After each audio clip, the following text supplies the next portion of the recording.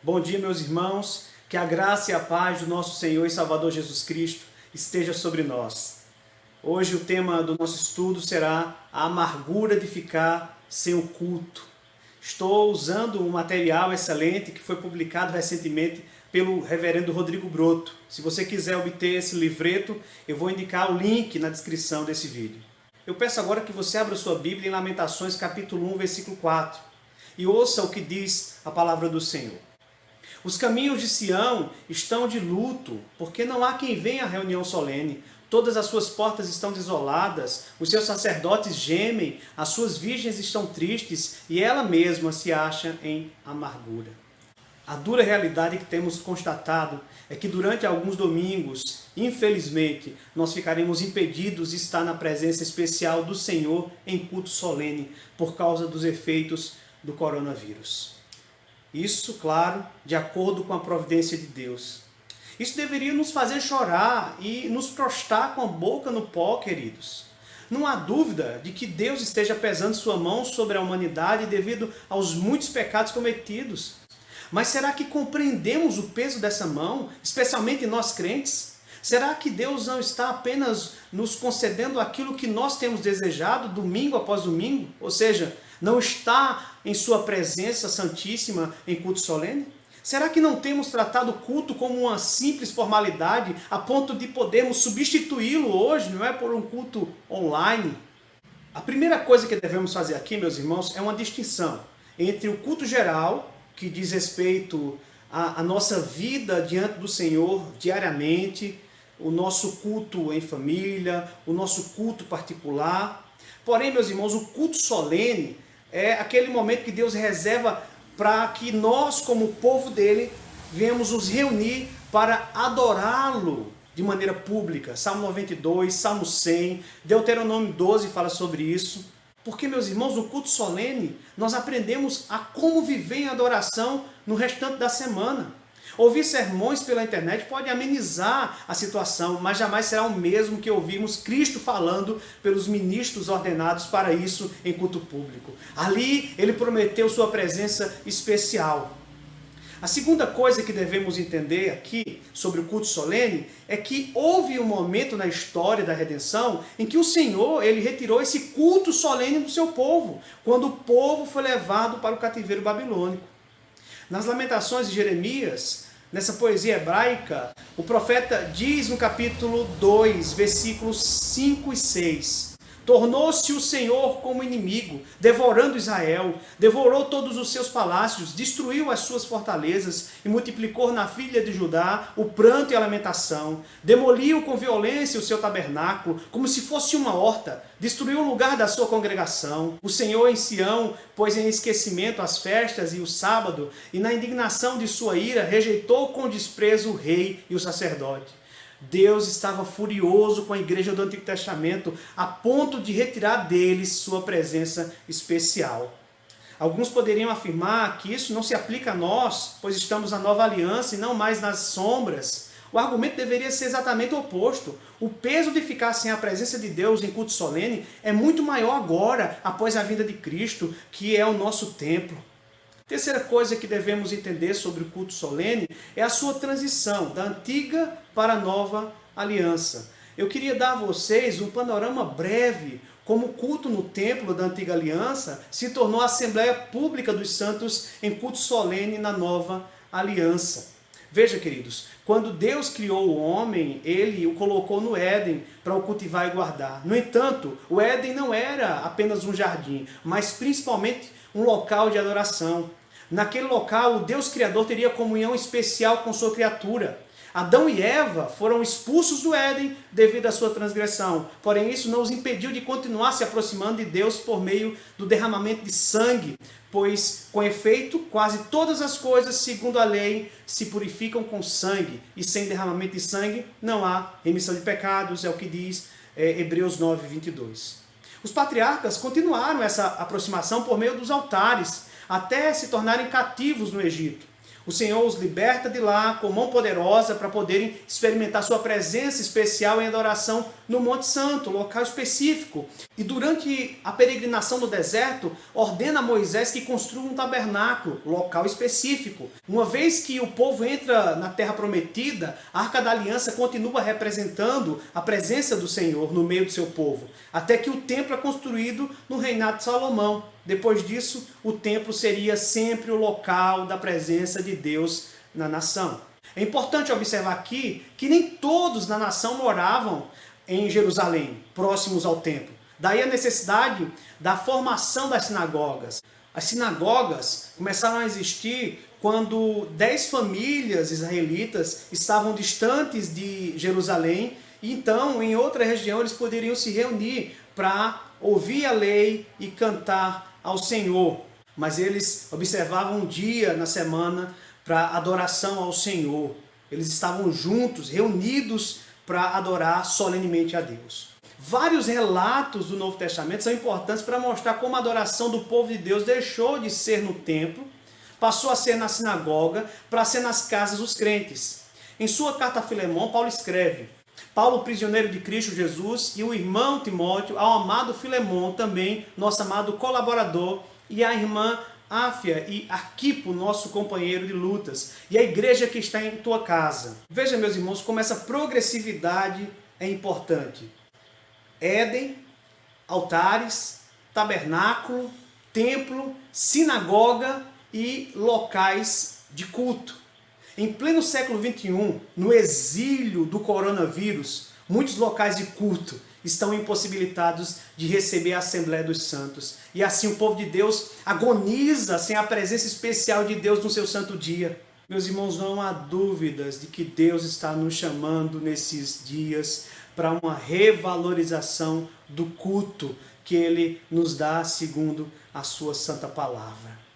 Mas a pergunta que não quer calar é: por que Deus não está proporcionando ocasião para o cultuarmos solenemente no meio desta catástrofe sanitária?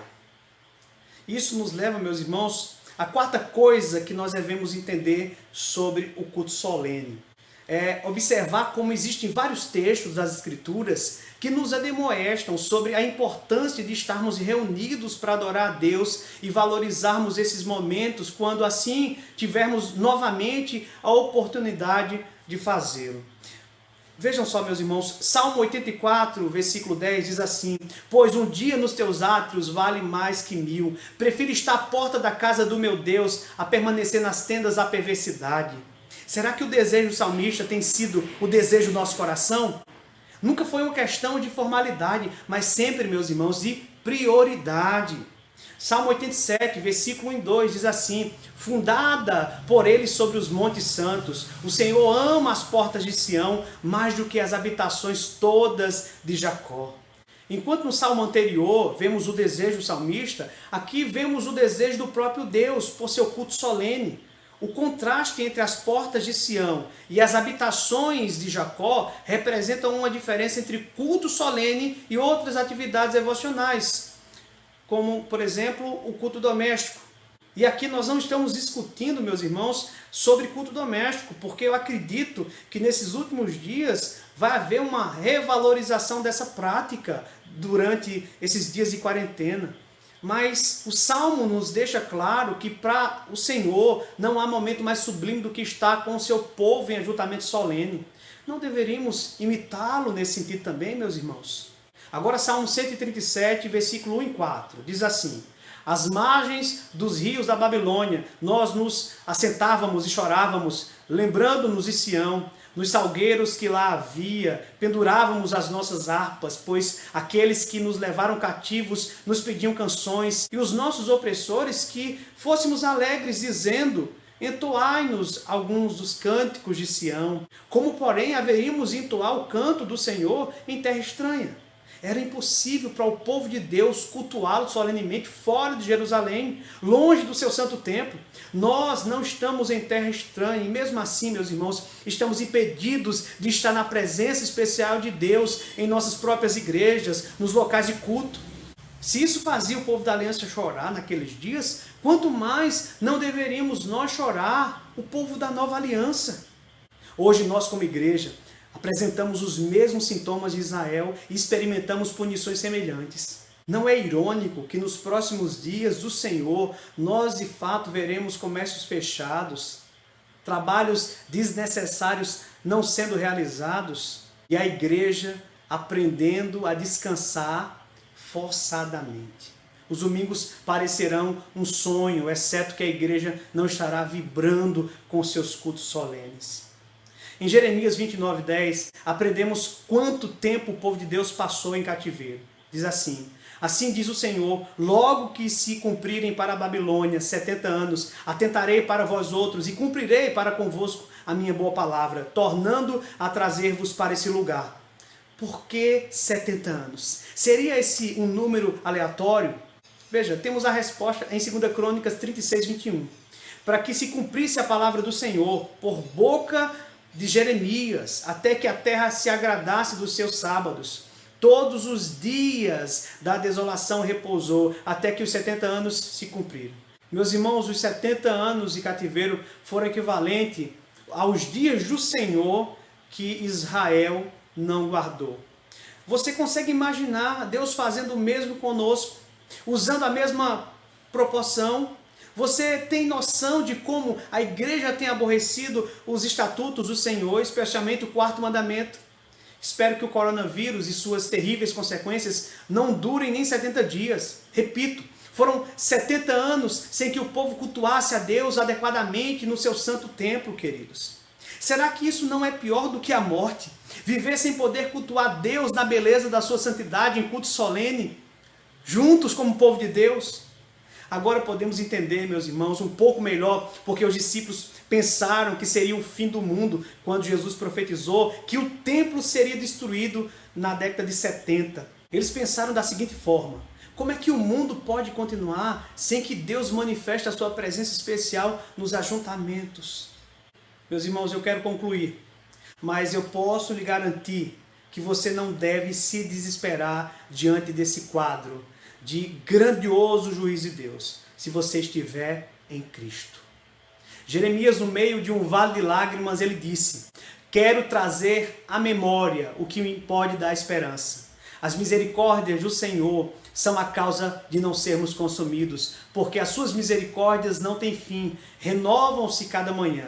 Grande é a tua fidelidade, a minha porção é o Senhor, diz a minha alma, portanto esperarei nele. Bom é o Senhor para os que esperam nele, para a alma que o busca. Bom é aguardar a salvação do Senhor, e isso em silêncio.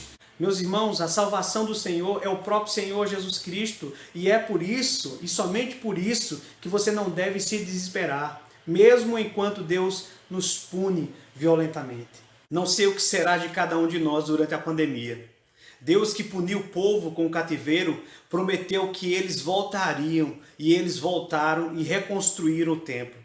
Aqueles que estão em Cristo e não sobreviverem ao coronavírus já estarão diante do Senhor da glória, estarão cultuando a Ele de maneira perfeita.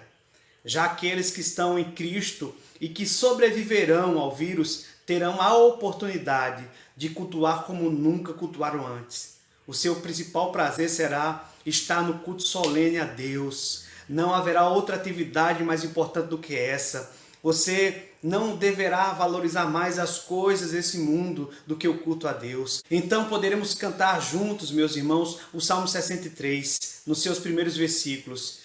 Ó Deus, Tu és o meu Deus forte, eu te busco ansiosamente, a minha alma tem sede de Ti, meu corpo te almeja como terra árida, exausta sem água. Assim eu te contemplo no santuário, para ver a Tua força e a Tua glória, porque a Tua graça é melhor do que a vida, os meus lábios te louvam.